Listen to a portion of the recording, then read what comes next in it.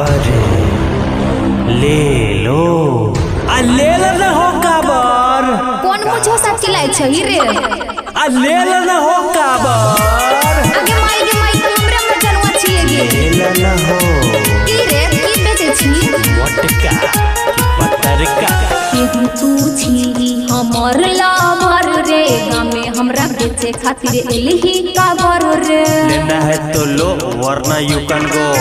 हां केहू तू छी हमर लावर रे गामे हमरा बेचे खातिर एलही काबर रे डीजे काबर जे छोगे पसंद गाना दोन लोले लोले ना अब के जान का बर लहले सुना अब के जान का बर लहले केना बेचे छी मोटका की पतरका मोटका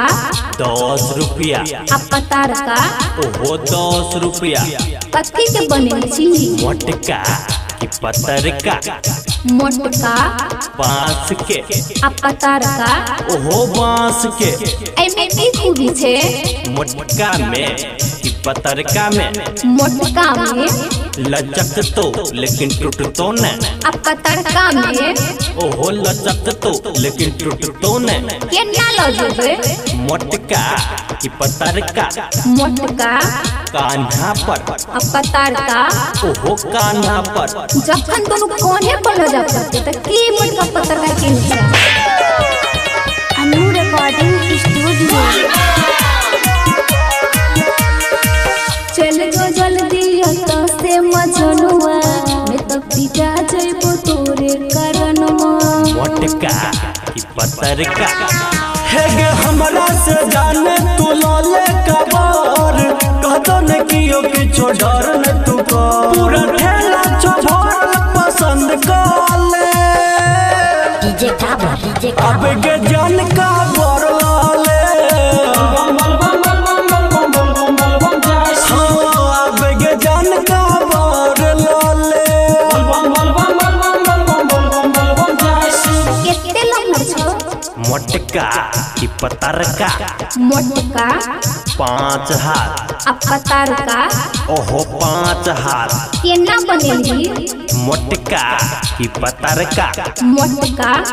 हाथ स आ पतरका ओहो हाथ स एमे की कुछ बुझाइ छो मोटका में की पतरका में मोटका में रस्सी आ पतरका में ओहो में रस्सी मजबूत छौ ने मोटका की पतरका मोटका भरपूर आ पतरका ओहो भरपूर जखन दुनु मजबूते छै त की मोटका पतरका केने छै अनु रिकॉर्डिंग स्टूडियो घरे जे पूछतै त की हम बतैबै तोरा से केना कबर हम लेबै मोटका की पतरका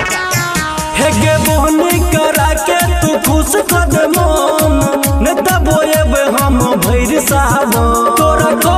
मन जे को पीस लोले डीजे काबर अब के जान का बर लाले अब के जान का बर लाले